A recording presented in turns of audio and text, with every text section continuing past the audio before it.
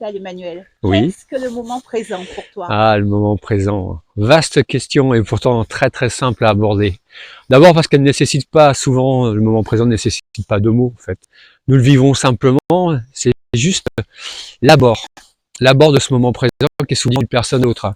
Soit effectivement on passe notre temps, entre guillemets, à être dans notre processus de pensée, dans notre cerveau, dans notre manière d'aborder la vie, c'est-à-dire très intellectuel, très relationnel, très analytique. Soit effectivement, nous prenons le soin de ressentir la vie. Et là, c'est sensoriel. Là, c'est physique.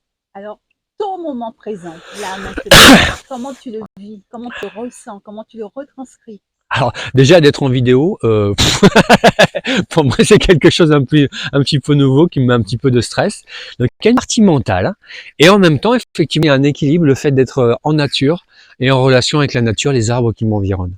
C'est-à-dire qu'il y a une sensorialité. Et lorsqu'effectivement, le mental s'apaise, c'est-à-dire que le processus de pensée ralentit jusqu'à ce qu'il n'y ait plus de pensée, et bien à ce moment-là, effectivement, j'arrive à être de manière relationnelle, physique, présent d'une part à moi-même, dans mon corps, et en même temps en relation avec l'extérieur, avec les arbres. Et là, en fait, là, je me connecte effectivement avec tout ce qui est. Connexion, c'est un terme un petit peu peut-être choisi, mais c'est vraiment comme ça que je le ressens. C'est-à-dire j'ai l'impression que ça vibre autour de moi, que j'entends des bruits, je sens des sons, je le sens dans mon corps et je le retranscris à ma manière, peut-être avec la bouche. Ça ne prend de sens qu'à partir du moment, effectivement, où l'on ressent les choses. C'est quelque chose de physique. Ça veut donc dire que tu ne fais pas de projection. Tu ne penses pas à demain ou à ce que tu vas faire dans 10 minutes, par exemple. Exactement. Il n'y a pas de notion de temporalité. Le moment présent est unique. Et la retranscription va au-delà simplement du sensoriel, c'est-à-dire ce que l'on voit est actif, mais au-delà, nous percevons aussi autre chose. Ça peut être des mouvements, ça peut être une sensibilité, identifier qu'on a vu quelque chose ou cru ressentir quelque chose. Et plus on affine effectivement cette relation d'une part à notre corps, intérieurement, tiens, je veux dire, tiens, au niveau des mollets, j'ai une petite tension. Tiens, au niveau de ça, j'ai une petite tension. C'est aussi une manière peut-être triviale, mais simple de dire je me reconnecte à moi en premier. Moi comme une antenne simple qui va se connecter à son environnement directement, visible et invisible. Le monde subtil fait partie depuis longtemps de nos univers. Et il n'y avait pas besoin de le quantifier ou de vouloir le mesurer pour être en relation avec. Et là, le moment présent, c'est ça. C'est être en relation non seulement avec moi-même, être bien avec moi-même et surtout en faire la norme, c'est-à-dire que le moment présent, il se vit comme une grande richesse intérieure d'identifier tout ce qui est agréable et en même temps tout ce qui est stable.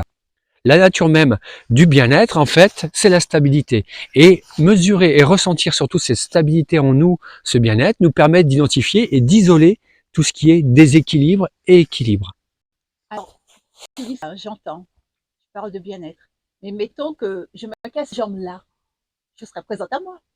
Je ressentirai ma douleur, mais ce ne sera pas agréable. L'agréable et le désagréable sont présents, mais il se peut simplement que tu sois en capacité, justement, en identifiant que tu as ta jambe cassée, d'être pleinement présent à toi-même, d'activer tes processus de régénération automatique dans le corps. C'est-à-dire que peut-être que ton corps a besoin d'être pleinement présent pour donner une stimulation supplémentaire qui va favoriser tes processus d'auto-guérison et d'auto-cicatrisation. Ce qui fait qu'en définitive, là où on a tendance à courir à droite à gauche pour chercher de l'aide, même si dans ces situations bien particulières, là, tu aurais besoin d'aide, mais tu auras un secours.